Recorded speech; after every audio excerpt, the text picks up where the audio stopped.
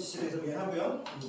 자, 우리 16페이지에 나와 있는 내용을 하면서 분광기 뭐 이런 얘기 안 했습니다. 그죠?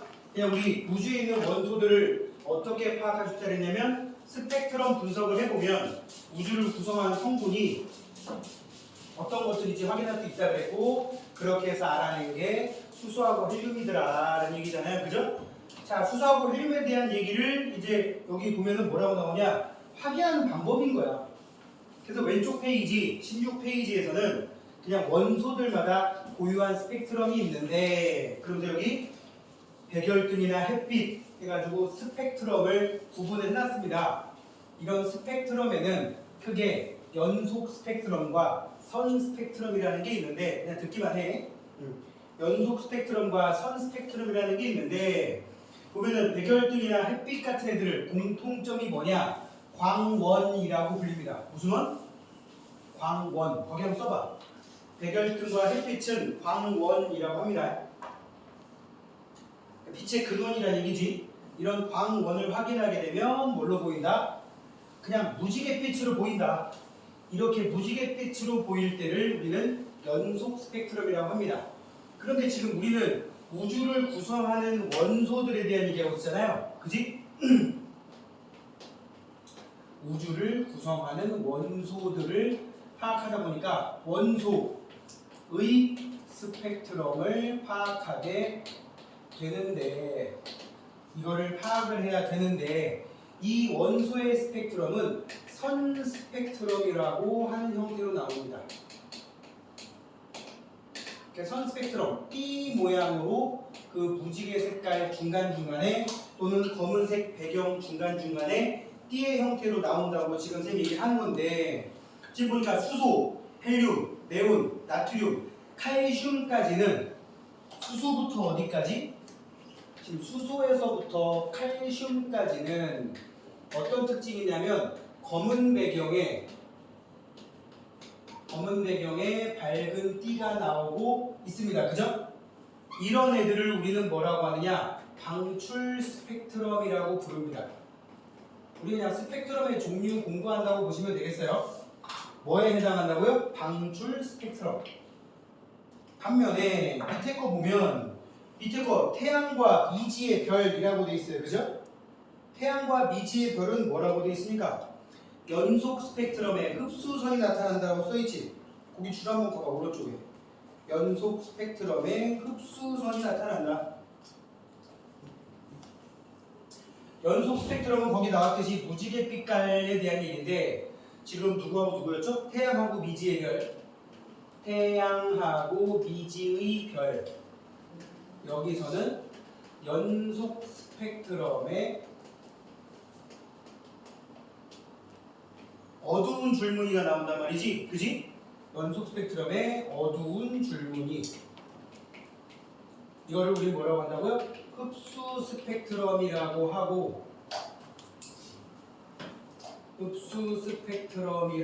하고, 이거를 연구해 보면 연속 스펙트럼에 어두운 줄이 나오는 이 흡수 스펙트럼을 분석을 하게 되면 우주를 구성하는 성분 또는 별을 구성하는 성분들을 파악할 수 있단 말이에요. 그래서 이게 제일 많이 쓰여요. 그래서 거기 밑에 보면 백열등을 관찰할 때 나타나는 스펙트럼이 뭐냐? 연속 스펙트럼. 가나다라 마바4 중에서 방출 스펙트럼으로 관측되는 것은 태양 빼고 전부 다. 그지? 그 다음에 4번에 줄거볼게요. 연속 스펙트럼에 흡수선이 나타나는 이유는 별빛의 일부가 대기에 흡수되어 있기 때문이다. 그러면 이 흡수 스펙트럼의 선의 위치와 개수가 의미하는 게 뭐냐면 그 별의 대기 성분하고 관련됩니다. 뭐의 성분? 별의 대기 성분. 그럼 그걸 가지고 파악하면 얘가 온도가 높은 별인지 온도가 낮은 별인지 이런 걸 판단할 수가 있어요. 그리고 뭐 원소마다 스펙트럼 선폭이 다른 까닭은 넘어갈게요. 여기 나온 대로 파악을 해보면 태양의 띠가 몇 가닥 있잖아요. 뭐 하나, 둘, 셋, 넷, 다섯, 여섯, 일곱, 여덟, 아홉, 열, 열하나, 열둘. 태양 같은 경우 지금 한 12가닥 정도의 띠가 있는데 이 12개의 띠 중에 수소에 있는 띠 들어가 안 들어가? 이 수소에 띠가 4개 있거든? 그지? 그 띠를 밑으로 쭉쭉 내려보세요. 그러면 태양에 걸리면 태양의 흡수 스펙트럼에 수소가 나오는 거 보니까 자 다시 태양의 대기를 구성하는 성분을 파악하기 위해서 태양의 흡수 스펙트럼을 봤더니 12가닥 정도가 들어있는데 이 12가닥 정도 들어있는데 이 안에 지금 수소, 헬륨, 네온, 수소, 헬륨, 네온 나중에 원소 기호도 뭐해야 됩니다. 나트륨, 칼슘, 그 다음 뭐 있냐 이렇게 나와 있는데 수소의 스펙트럼의 띠가 하나, 둘, 셋, 4가닥 정도 있거든요. 이 4가닥이 이 12가닥에 다 그대로 들어가느냐? 들어간다. 그지? 헬륨에도 띠가 있어요? 없어요? 헬륨에도 하나, 둘, 셋, 넷, 5가닥 정도 들어있는데 이 헬륨도 들어가 있더라. 한 5가닥? 몇 가닥이냐? 5가닥 정도 있었는데 이 5가닥도 태양의 대기 성분에 들어가 있더라. 그 다음에 또 뭐 있냐? 네온 들어가 있나요? 네온? 네온은 안 들어가 있네요. 그지? 그 다음에 나트륨 같은 경우 몇 가닥 들어있나요? 나트륨 한 2가닥 정도, 3가닥이야, 2가닥이야. 한 2가닥 정도 있는데 이 나트륨도 그대로 들어가 있습니다. 2가닥 정도라고 해볼게. 그래서 이 수소와 헬륨과 나트륨은 태양 대기의 구성 성분에 들어있구나. 이런 식으로 파악을 해봤단 말이야. 태양뿐만 아니라 성운도 파악해보고 또 미지의 별도 파악해보고 했더니 대부분이 수소와 헬륨이 더라라는 얘기죠. 그지? 자, 그래서 스펙트럼을 분석하여 알 수 있는 것은 여기 별표 원소의 종류와 함량을 알 수가 있더라. 원소의 종류와 함량을 알 수가 있더라. 알겠습니까? 자, 이게 핵심이에요. 그럼 확인 문제를 한번 봐볼까요? 확인 문제. 확인 문제. 지금 거기 탐구 A에 대한 설명으로 OX래요. 고온의 광원에서 방출된 빛의 스펙트럼은 가와 같이 나타난다. 오케이. 여기서 고온의 광원이라는 거는 그냥 광원만 생각하시면 돼요. 태양은 고온의 광원이 맞지만 백열등을 고온이라고 해야 되나요? 여기서 말한 고온은 상대적이야. 그래서 그냥 고온의 광원 그래 그렇다고 치고 이게 백열등 만져본 적 없겠지만 백열등도 와트에 따라서 굉장히 뜨겁습니다. 백열등이 밝다 안 밝다 뭘로 나타내는 줄 알아요? 와트. 30와트짜리, 60와트짜리, 100와트짜리 이렇게 얘기를 하는데 요새 백열등 잘 안 씁니다. 화상의 위험이 있기 때문에 또 에너지 손실 효율이 너무 낮아서 아무튼 고온의 광원에서 방출된 빛은 연속 스펙트럼으로 나타나게 됩니다. 그 다음에 2번이 중요한 거야. 동일한 원소의 흡수선과 방출선이 나타내는 파장은 서로 같습니다. 차이점은 뭐야? 방출 스펙트럼은 여기 봐 어두운 배경에 밝은 띠로 나오고 흡수 스펙트럼은 오남파초 노주빨 무지개 색깔 그 사이에 어두운 띠로 나온다. 위치와 개수는 같아야 되는 거야. 같은 원소면 X가 되겠고 나와 다의 스펙트럼에서 관측되는 선의 파장은 같습니까? 다릅니까? 다릅니다.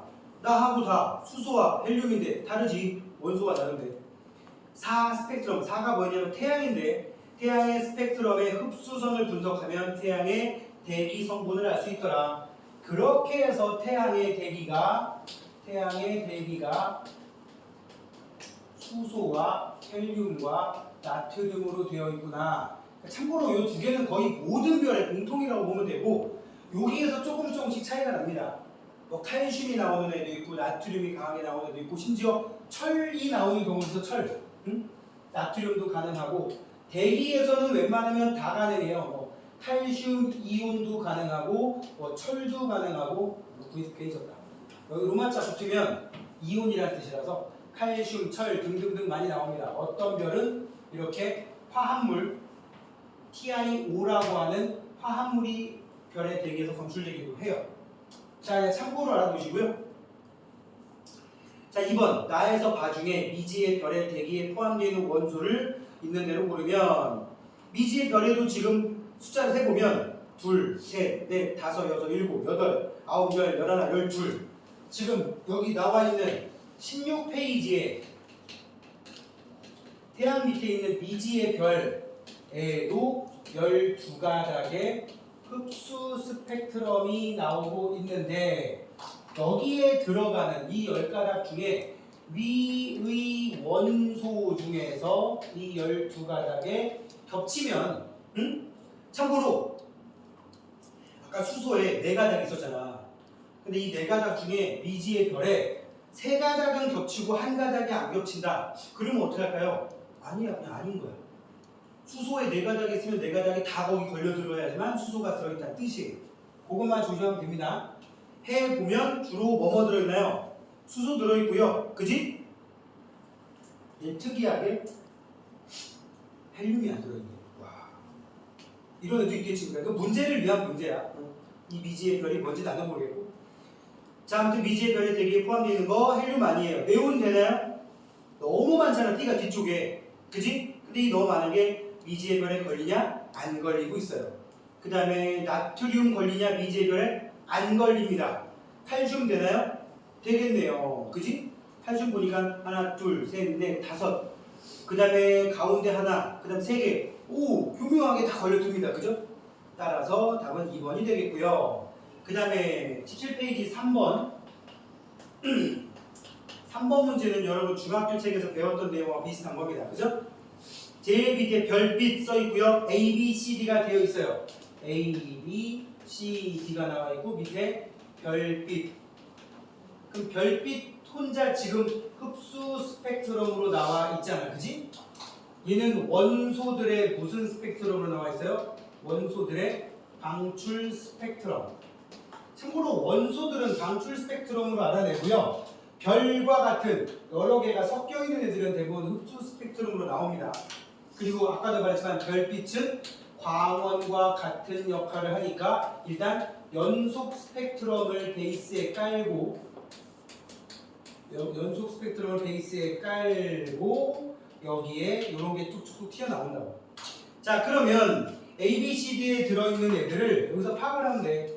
여기에 들어있는가 파악을 해보면 A 들어있나요? 들어있어요. B는 안 들어있네요. 첫 번째 것만 해도 벌써 아니잖아. 그치?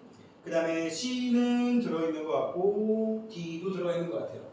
그래서 A, C, D가 이 별빛에 들어있으니까 이제 3번의 기억 A, B, C, D는 서로 다른 원소의 스펙트럼이다. 맞았죠? 그치?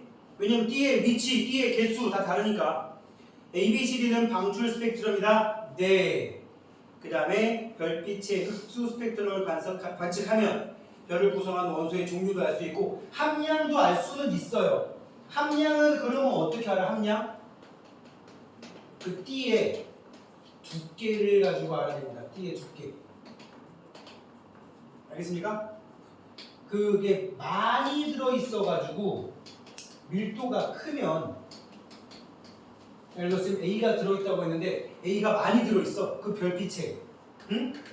많이 들어있어도 밀도가 크면 선이 굵게 나타납니다. 그 정도.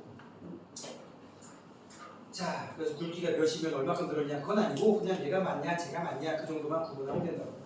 답은 기억 니은이고요. A, B, C, D 중에 별을 구성하는 원소 A, C, D 이쯤 하고 넘어갈게요. 자, 뒤에 넘겨보시면 여기서 잠깐이라 그래가지고 앞에서 선생님이 얘기했던 게 뭐였는데 빅뱅 10의 마이너스 30 몇 제곱초 10의 마이너스 6제곱초 그 다음에 3분 38만 년 요 과정에 대한 얘기가 쭉 나와 있습니다. 그지? 그래서 쿼크와 전자와 같은 기본 입자가 생성되었다. 자, 또 어디 가서 들은 얘기 좀 있어 보이게 하려면 쿼크가 종류가 6종류가 있어요. 그 다음에 쿼크 말고 굉장히 미세한 입자들을 우리는 렙톤이라고 하고 가벼운 입자라고 해가지고 경입자라는 용어를 쓰기도 합니다. 이 쿼크에 6종류가 있는데 업쿼크, 다운쿼크, 스트레인지 쿼크, 참 쿼크, 탑 쿼크, 바텀 쿼크 이렇게 6종류가 있습니다. 위 쿼크, 아래 쿼크, 뭐 이거 스트레인지는 되게 웃기게 표현합니다. 야릇한 쿼크. 수상한 쿼크라고도 하고 샴이라고 해서 매혹적인 쿼크 이렇게 막 갖다 붙이는데 뭐 영어를 해석하다 보니까 그런 거고 꼭대기 쿼크, 바닥 쿼크 하는데 우리는 요거 두 개만 알면 돼요. 한번 붙여볼까? 업 쿼크. 안 따라해. 한번 따라해봅시다. 업 쿼크, 다운 쿼크. 발음이 힘들지. 업 쿼크, 다운 쿼크. 참고로 선생님 학교 다닐 때는 쿼크라는 단어를 학교에서 선생님 제가 어디 과학 잡지에서 봤는데 쿼크라는 게 있다고 하는데요. 그럼 선생님 뭐라 그러는 줄 알아? 시끄러운 시켜 조용히 해. 몰랐는데 이러고 넘어갔어. 근데 지금은 교과서 나온단 말이지. 응? 자, 렙톤이라는 거는 전자라는 거, 또 뮤온이라는 거, 타우라는 거에 일단 기본 렙톤. 그러니까 이 렙톤이라는 입자가 있는 게 아니라 얘네들을 묶어서 렙톤이라 그래. 그리고 전자 중성미자, 뮤온도 뮤온 중성미자, 타우도 타우 중성미자. 그래가지고 하나, 둘, 셋, 넷, 다섯, 여섯 개로 렙톤을 구분합니다. 만 우리는 아까도 말했지만 요거하고 요것만 알면 됩니다. 뮤온 얘기는 나중에 특수 상대성 이론이라고 하는 개념을 물리학에서 공부할 일이 생긴다면 그때 잠깐 언급이 될 거예요. 그러면 그냥 아 맞아 저거 한번 들어본 적 있어? 뭐 그냥 그 정도만 해도 돼요. 자, 공통점. 우리 이 전자의 움직임을 우리는 빛 에너지로 아까 많이 얘기했잖아, 그지? 전자가 앞에 안으로 당겨오면은 그 차이만큼이 뿜어져 나간다. 우주 배경 복사라고 한다. 빛 에너지 또는 열 에너지, 복사 에너지라고 얘기하는데 그냥 전자기파라고 보통 얘기합니다. 전자기파. 그럼 얘는 얼마나 속도가 빠르냐? 광속이에요, 그냥 광속. 자, 그 정도만 알고 계시자고요. 자, 그래놓고는 그 밑에 한 3분 후에 뭐라고 돼 있냐? 양성자 두 개와 중성자 두 개가 결합하여 헬륨 원자에 오늘만 한 3번째 얘기한 것 같아. 그러다가 38만 년 지나서 뭐가 만들어졌다고? 원자가 만들어졌다고. 38만 년일 때 원자가 만들어졌고 원자의 뜻이 뭐야? 뜻. 중학교 때 배웠던 원자의 뜻. 물질을 이루는 기본 입자. 그지? 성질을 가진 건 아니고 그냥 물질을 이루는 기본 알게인 입자라고 얘기하잖아. A, T, O, M. 그럼 이게 모여서 이제 뭐 분자가 될 수도 있고 그러다가 이게 물질이 된다 그랬고 이 물질이 모여서 뭐가 된 거야? 우주에 떠 있는 이런 물질들을 성간 물질이라고 부릅니다. 아까 한번 얘기했었죠? 이 성간 물질이 구름처럼 그러니까 평소에는 안 보여요. 우리 맑은 날 밤하늘에 우주를 쳐다보고 있으면 까맣게 보이죠? 거기가 있는 게 성간 물질이고 얘네들이 좀 밀집돼서 구름처럼 보이면 네뷸러 뭐야? 성운이라고 부릅니다. 들어보지 않았어? 네뷸러? 그러다가 이 성운 내부에서 뭐가 만들어진다? 별이 만들어집니다. 스타. 그리고 나서 이제 별의 진화 과정을 거쳐서 소멸될 수도 있겠지. 쌤 지금 이걸 쓴 이유는 이 원자가 형성된 게 38만 년 정도 지나서인데 최초의 별은 약 빅뱅이 지나고 나서 3억 년에서 4억 년 정도 후에 만들어졌다고 합니다. 그러면 이런 별들이 수천억 개 이상 모여 있는 별들이 수천억 개 이상 모인 은하라고 하는 건 어떻게 있어요? 은하. 갤럭시는 거의 보통 거기 나왔듯이 거기 얼마 돼 있어요? 한 4에서 7억 년 후라고 나왔잖아. 그지? 한 4에서 7억 년 후에 만들어진 거라고. 그러니까 우주에서 가장 오래된 은하가 대략적으로 빅뱅 이후 한 4억 년 이상 지나고 나서 만들어진 거라고. 그러면 우리가 알고 있는 은하가 뭐 많지는 않지만 은하들 중에 가장 나이가 많은 은하가 몇 살이냐 그러면 130? 우리 최초의 은하가 5억 년 돼서 만들었다고 쳐보자. 그럼 은하 중에 나이 제일 많은 애가 산술적으로 133억 살 정도 됐겠죠? 그러니까 한 135억 살 넘어가는 은하는 없다고 하도 돼. 알겠습니까? 뭐 그 정도 한번 짚어보고 넘어가려고 한번 봤습니다. 자, 뒤에 넘겨보시면 내신탄탄이라는 문제가 있습니다. 여기 문제 다 안 풀 거고요. 2장 넘기면 1등급 도전이라는 문제가 있어요.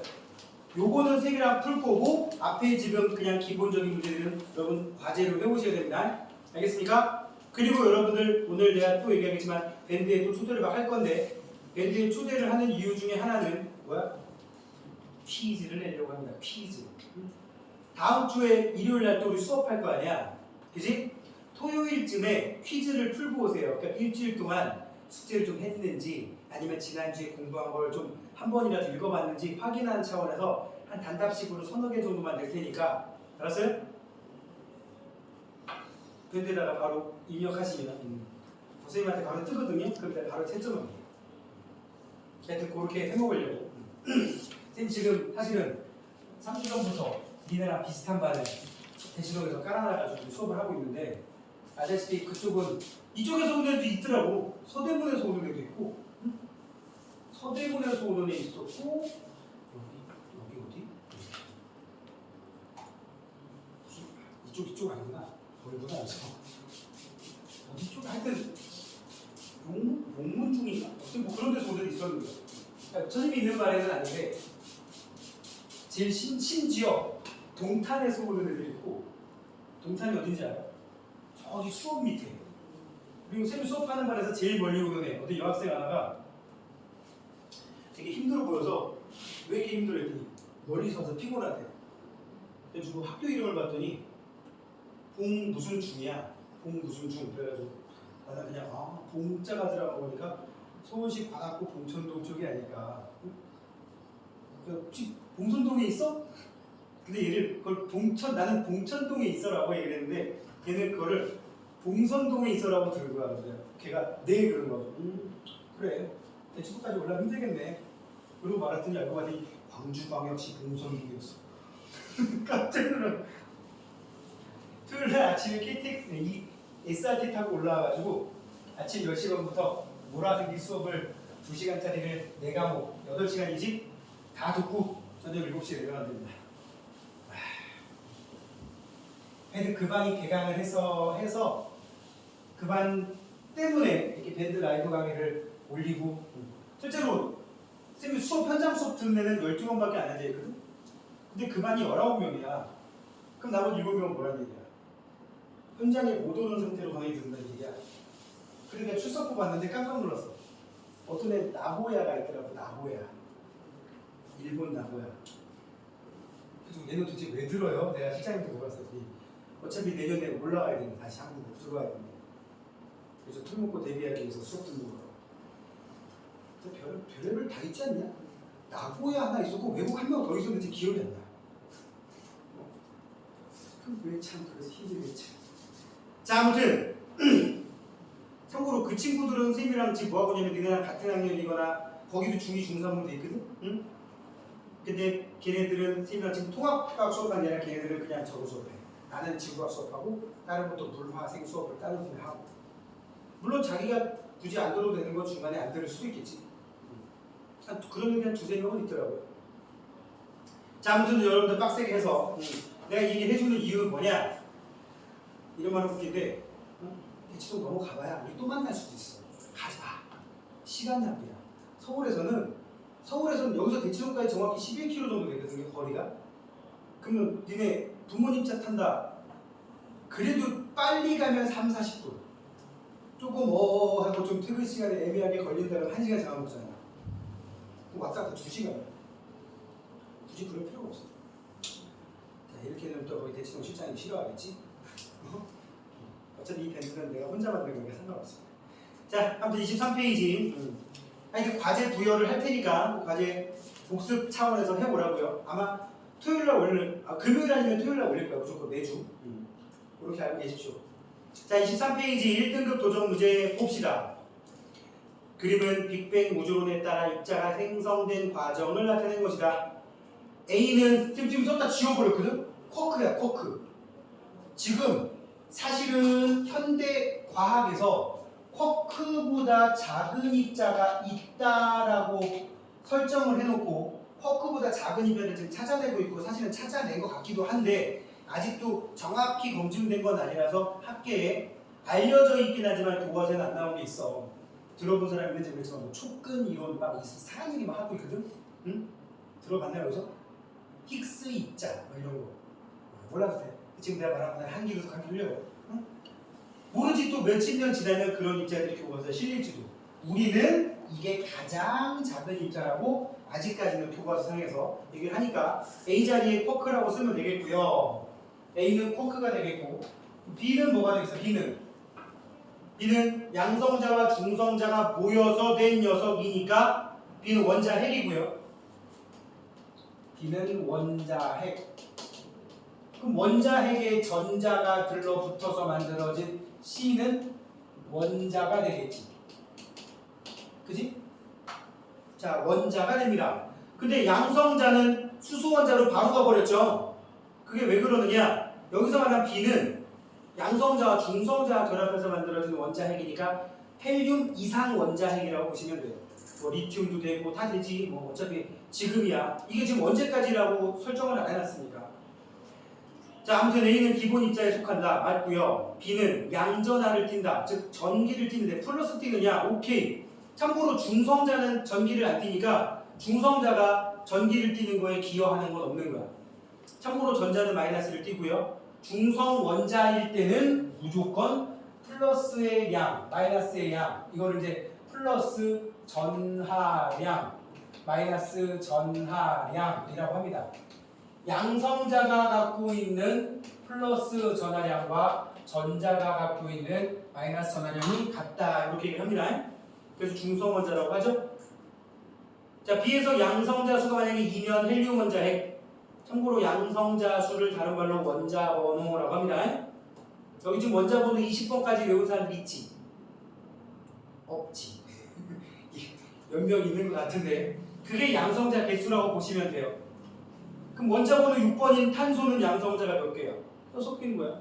원자 번호 12번인 마그네슘은 12개인 거야. 원자 번호 20번인 칼슘은 20개인 거야.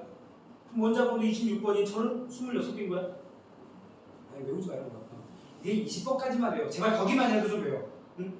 20번 이상 되는 거 괜히 외워가지고 유튜브 보니까 대학 카이스트 학생이 원자 번호 118번까지 쭉 외우고 있더라.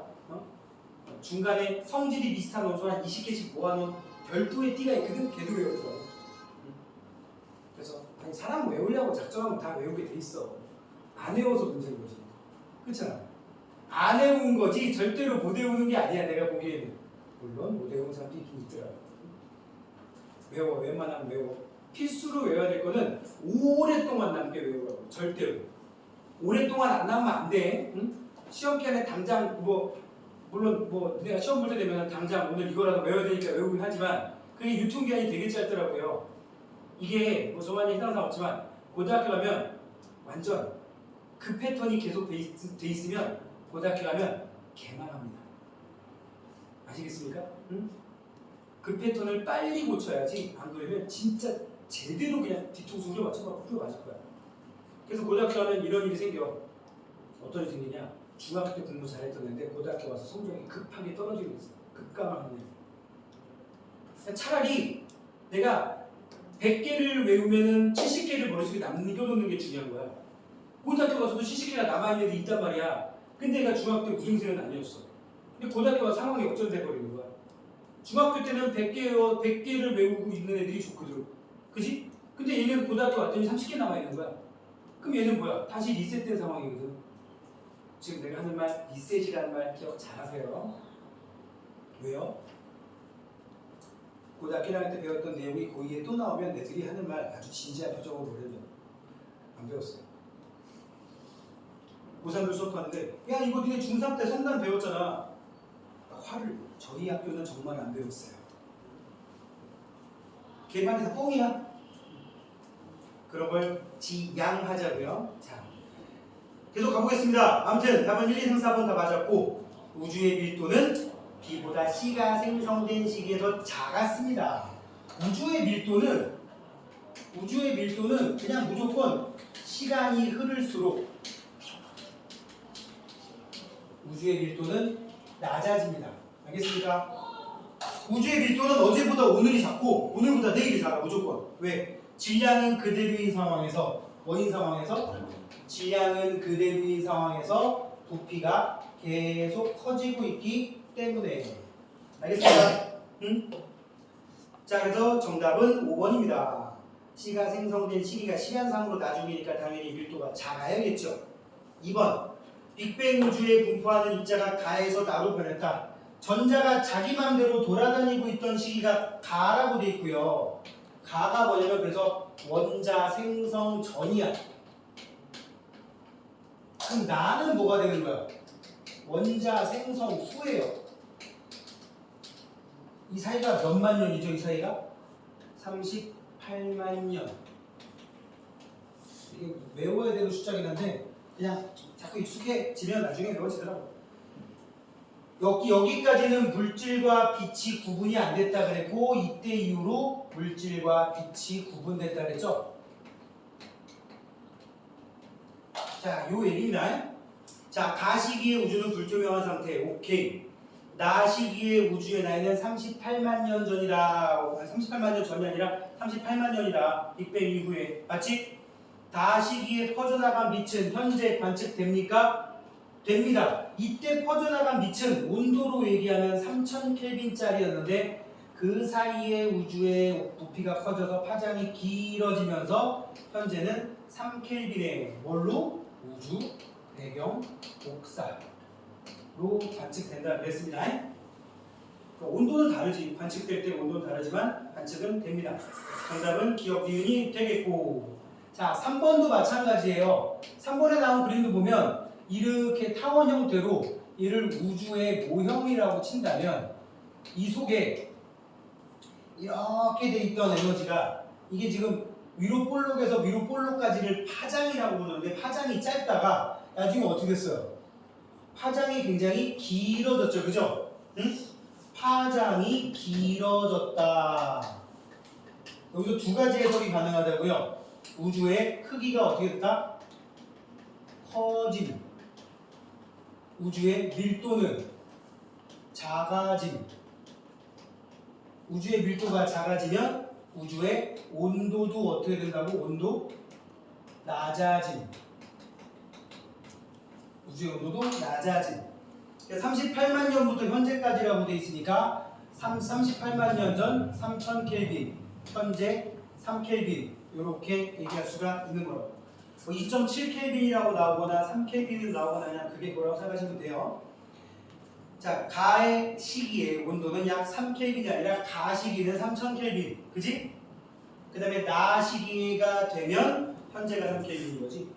기억 틀렸고. 시간이 흐를수록 우주 배경 복사의 파장은 길어집니다. 파장이 길어지면 우주의 크기 커짐, 밀도 작아짐, 온도 낮아짐 연결되는 거라고. 우주 배경 복사는 우리 은하의 중심 방향이 아니라 우주의 모든 방향에서 고르게 나타납니다. 그런데 여기서 조심해야 될 게 완벽은 아니고 완벽하게는 아니고 미세하게 좀 밀집된 부분도 있고 좀 느슨한 데도 있고 한데 거의 모든 곳에서 온다고 보면 돼. 이게 우주가 완벽하게 고르다 그러면은 어떤 일이 발생하느냐? 우주에 있는 모든 물질이 우주에 완벽하게 고르게 퍼져 있으면 그 우주를 이루고 있는 입자들 사이에 서로 끌어당기거나 밀어내는 힘이 완벽하게 합이 0이 되는 거야. 그럼 무슨 변화가 생겨? 안 생겨. 밀집돼서 밀도가 커지다가 생기면 얘의 중력이 다른 데보다 커서 또 끌어당기다 보면 물질도 되고 고분자 물질도 되고 그게 일종의 생명의 씨앗이 되고 우리까지 오는 건데 우주가 완벽하게 균일하게 완벽하게 고르게 돼 있으면 우주는 아무 변화가 없었을 거야 그냥. 알겠죠? 그래서 모든 방향에서 고르게라고 나오긴 하는데 완벽하지는 않다라고 수식어를 달아 놓으세요. 알겠습니까? 답은 니은이고요. 4번 보세요. 두 원소의 스펙트럼인데 가하고 나는 흡수 스펙트럼, 다하고 라는 방출 스펙트럼인 거 알겠지? 근데 가하고 다 보면 D의 위치와 개수가 같고 나하고 라도 D의 위치와 개수가 같아요. 그러니까 같은 원소의 흡수 방출, 이 왼쪽에 있는 두 개와 오른쪽에 있는 두 개는 서로 다른 원소. 이게 다야. 자, 기억이 좀 어려운 말이에요. 자, 봐. 전자가 높은 에너지, 여기 준위라는 말 빼볼게. 응? 준위라는 말이 나오면 여러분 수준에서 이렇게 생각하시면 돼요. 위치 에너지. 준위가 뭐냐면 기준이 되는 위치 에너지란 뜻이야. 여기 봐봐. 원자핵이 있거든. 여기 보세요. 원자핵이 있고 그 주변을 전자가 돌고 있다고 하잖아. 근데 전자가 여기를 놓을 때보다 여기를 놓을 때가 훨씬 중심에서 거리가 멀지. 마치 지구 위에 10m 높이 있는 것보다 20m, 30m에 있는 거랑 똑같아. 위치 에너지가 더 커요, 작아요? 크죠? 그럼 얘가 좀 낮은 데로 내려오면 위치 에너지가 늘어서 줄었어? 줄었지. 그게 나가는 거야, 밖으로. 반대로 여기 있던 애가 올라가려면 주변으로부터 에너지를 먹고 올라가는 거야. 그래서 여기 있던 전자가 바깥쪽으로 가면 에너지를 흡수했다. 그럼 흡수 스펙트럼 나오는 거야. 여기 있는 애가 여기까지 내려오면 그만큼의 에너지를 외부로 버렸잖아. 방출했잖아. 그럼 방출 스펙트럼 나오는 거야. 그럼 봐봐.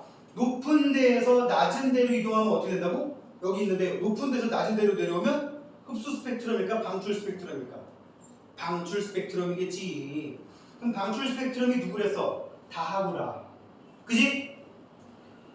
기억 틀렸고요. 다가 아니라 다하구라처럼 나와야겠고, 저온의 기체를 통과하면 그 저온의 기체에게 에너지를 뺏기고 나오기 때문에 저온의 기체가 에너지를 흡수해버려요.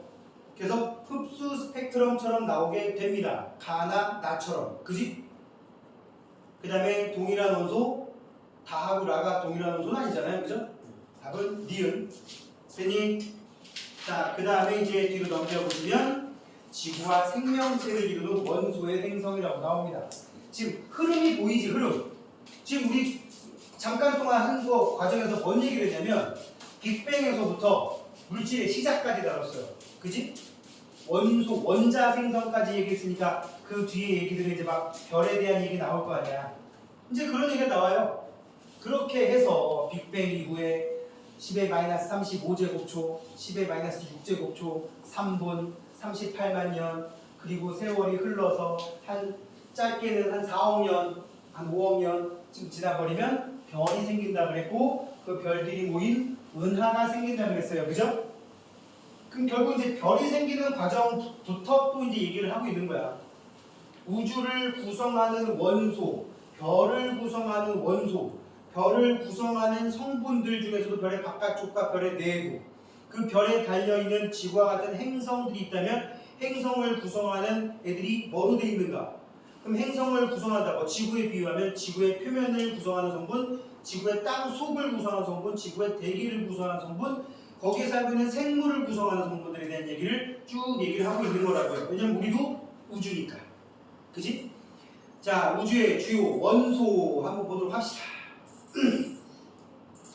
우주의 주요 원소. 수소와 헬륨이 전체 원소의 약 98%를 차지한다. 지금 지겹게 얘기했습니다. 수소와 헬륨이 우주의 몇 퍼센트? 98%를 나타내고요. 2% 정도가 나머지 플러스 알파 정도 됩니다. 응? 이 플러스 알파에는 뭐도 있다고? 뭐 헬륨도 아닌 리튬, 뭐 탄소, 질소, 또 뭐 산소, 뭐 철, 칼슘 이런 식으로 우리가 우리 주변에서 흔하게 볼 수 있는 원소들도 있고, 우리 주변에서 흔하게 보지 못하더라도 자주 들어본 애들도 포함되어 있습니다. 이런 애들이 이제 나머지 애들인 건데, 수소와 헬륨은 다 언제 생긴 거다? 수소와 헬륨은 다 우주 초기에 생긴 거다. 또는 별의 내부에서 합성됩니다. 또는 우주 초기에 또는 별의 내부에서 합성이 됩니다. 자, 그래서 지구와 생명체의 주요 원소들을 보게 되면 수소와 헬륨에 비해 무거운 원소가 많은 비율을 차지한다. 우주에는 지금 이런 비율이라고 했는데, 우주는 이런 비율이라고 얘기를 했는데, 지구를 구성하는 또는 생명을 구성하는 성분은 우주를 구성하는 성분하고 좀 다르더란 얘기지. 그지? 자, 우주를 구성하는 건 수소와 헬륨이 대부분이었긴 했지만, 지구를 구성하는 건 뭐가 제일 많다고 되어 있어요? 철 다음에 산소 다음에 뭐 그다음에 뭐 규소 등등등 나와 있죠. 그지? 철, 산소, 규소 뭐 등등등 나와 있습니다. 그죠? 반면에 생명을 구성하는 건 뭐로 되어 있냐? 산소가 제일 많고요. 그다음 탄소, 그다음 수소 이렇게 나오고 있습니다. 지금 여기 나온 거 질량비 기준으로 나온 겁니다. 질량비 기준. SB가 아니라 질량비. 원소들마다 질량이 좀 다르기 때문에 예를 들어 산소하고 수소 부르면 우리 몸에서 제일 우리 몸을 구성하는 물질 중에 제일 많은 게 뭐야? 지구에 있는 생명체 기준으로 생명을 구성하는 성분 중에 제일 많은 물질이 H2O잖아요. 그죠? 생명체마다 좀 다르긴 하지만 우리 몸에서도 3분의 2 이상이 물이라고 하니까 수소 2개에 산소 하나니까 수소가 더 많은 거 아니에요? 원자수는 많겠지만 질량은 얘가 훨씬 더 크잖아. 우리 이거를 만들 때 수소와 산소의 질량비 1대 8이었던 거 기억나죠? 1대 8대 9, 그지? 이거 2개 있어봐야 얘가 8배 더 크다니까 혼자 있어도. 그래서 질량비로 표현하면 산소가 훨씬 더 많습니다. 우주에는 수소가 제일 많다 그랬고 헬륨이 그 다음에 나머지 뭐 존재가 없지만 이렇게 조금씩 지구와 생명과 우주를 구성하는 비율이 다르더라. 그래서 여기 지금 지구에도 보면 철, 산소, 규소, 마그네슘, 니켈 해놓고 있는데 그럼 이렇게 수소와 헬륨이 아닌 원소들은 어디에서 기인한 거냐? 여기에서 나온 게 아닌 것들은 주로 별의 진화 과정에서 만들어지게 됩니다. 어디에서? 별의 진화. 그 원그래프 바로 위에 써 있습니다. 빅뱅 후 수억 년 정도 지났을 때 별이 탄생하고 아까 대략적으로 한 4, 5억 년 얘기했잖아요. 그죠? 그리고 별들이 진화하는 과정에서 별의 진화 과정에서 뭐가 만들어진다고? 헬륨보다 무거운 원소. 헬륨보다 무거운 원소가 만들어지게 됩니다. 별의 진화라는 게 지금 여기서 중요한 거란 말이에요. 그래서 별의 진화. 자, 우리 혹시 이런 드라마 옛날에 기억나요? 참고로 소리가 안 봤습니다. 이런 드라마가 있었다는 건 알지? 그치? 별에서 온 그대 본 사람 드라마 말고 별에서 온 성분이 몸에 포함되어 있는 사람 본 적 있는 사람 디네야 디네. 별이 만들어지는 과정에서 별이 진화하는 과정에서 수소와 헬륨보다 무거운 원소가 만들어진다니까. 자, 이 중에 저는 제 몸을 구성하는 성분 중에 탄소가 없습니다. 손 들어봐. 그럼 걔는 무기물이야. 유기물이 아닌 거야. 말이 안 되는 소리지. 제 몸을 구성하는 성분 중에는 철이 없습니다. 철. 물론 내가 또 철이 없는 애들이긴 한데 내가 말하는 그 철은 그게 아니잖아. 존나 잘했지? 응? 철은 잘 들어있고. 자, 이 누나는 내가 알아서. 자기 몸속에 철이 없다. 손 들어봐. 없지? 피 속에 철 들어있잖아. 그럼 그 철은 어디서 온 거야? 별이 소멸하는 과정에서 우주를 뿜어낸 애들이야. 그게 우주에 떠돌아다니다가 지구를 만드는 데 쓰이고 니네를 만드는 데 쓰인 거야. 그러니까 내가 하는 얘기는 자부심 가져도 됩니다. 여러분들이 별에서 온 겁니다. 응? 그러니까 결국 별에서 왔다 하면 딱 그냥 아무것도 아니잖아. 그치? 그렇게 생각하시면 되겠어요. 자, 아무튼 별이 탄생하고 진화하는 과정에서 이런 무거운 원소들이 생길 수 있다. 기억을 하시고요. 자, 지구의 생명체를 구성하는 원소의 생성 과정을 이제 한번 쭉 봅시다. 별, 핵 융합 반응으로 스스로 빛을 내는 천체. 자, 이제 별부터 합니다. 이제 끊고 별. 핵융합이라는 걸 한다고 썼어. 핵융합. 스스로 빛을 내는 천체라고 돼 있어. 스스로 빛. 응? 자, 잠시 여러분들 초등학교 때로 돌아가 볼까요? 얼마 안 됐잖아요, 그죠? 초등학교 때 초등학교 선생님들이 아주 뻔뻔스럽게 거짓말을 무지하게 해댔습니다. 그죠? 특히 초등학교 저학년 때. 참고로 선생님 딸이 지금 3학년이라서. 근데 아빠가 하는 일이 이러다 보니까 선생님이 지금 피곤해 죽으라는 거야. 막 무슨 수업을 하다가 선생님 그랬겠지? 우리가 사는 별은 지구라고 불러요. 여기다 손 딱 줘. 선생님, 왜 그래? 우리 아빠가 지구는 별이 아니라는데요? 우리 아빠가 지구는 별이 아니라고 했는데요? 갑자기 애들 다 당황. 왜? 우리는 지구라는 별에 살고 있잖아. 지구는 별이 아니야. 그냥 행성이지. 선생님, 당황. 할 수밖에 없겠지? 응. 지금 내가 할 얘기가 그거야. 지금 여기서 말하는 별은 뭐 지구 이런 거 절대로 별 아니야. 응? 우주에는 수많은 별이 있지만 우리는 지구라는 별에 살고 있어요. 뭔 개솔? 그지? 지구는 별이 아니라고요? 이 정도는 알겠어, 설마? 그지? 잘 봐. 왜 그래? 지구가 핵융합을 해? 원자력 발전소에서는 핵 분열을 할 수 있어요. 응? 핵융합도 불가능한 건 아닌데 상용화가 안 돼 있어가지고. 참고로 지구가 스스로 비칠래? 아닙니다. 햇빛 받아서 반사하는 반사체란 말이야. 그지? 그러면 물어보자. 별이라고 하는 건 이 두 가지. 정확히 얘기하면 중심 핵에서, 여기서 말하는 핵은 코어야, 코어. 근데 여기 핵융합할 때 이 핵은 누클리어 얘기하는 거, 누클리어. 응? 이게 한자로는 같은데 영어로 말하면 다릅니다. 응? 중심에서 이 양성자, 수소 원자 핵을 가지고 헬륨 만드는 짓을 하게 된단 말이야. 수소를 가지고 헬륨으로 바꾸는. 이렇게 할 수 있는 애가 태양계에 딱 한 개 있어. 그게 태양이야. 그치? 우리 지금 요런 애들 얘기하는 거야. 참고로 태양도 우주에 있는 이런 별들 중에서 약간 레벨로 치면 중하위권 정도 됩니다. 응? 우리 이제 거기 빌부터 살고 있는 찌질한 애들이 되는 거예요.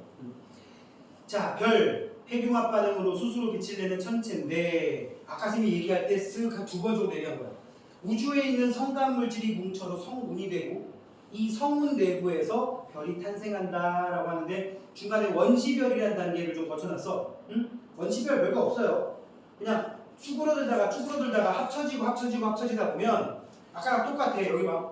여기 있던 애가 어디 가운데로 몰리면 위치 에너지가 줄지. 위치 에너지가 운동 에너지로 바뀌는데 그 운동 에너지가 나중에 뿅 하고 사라져요. 여기 묻혀버리면. 그럼 그 운동 에너지는 뭘로 바뀌냐? 열 에너지로 바뀌어요. 열 에너지의 정체, 모든 에너지의 최종 상태를 열 에너지라고 합니다.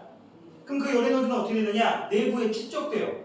그래서 내부 온도를 계속 높이다가 아까 우주 온도 3켈빈, 영하 270도 했잖아요. 그지? 그럼 그 상태였던 녀석들이 뭉쳐서 나중에 온도를 어디까지 끌어올리냐? 한 1000도까지 끌어올려. 1000도야, 1000도. 1000켈빈. 응? 그러면 빛이 이제 막 나기 시작해.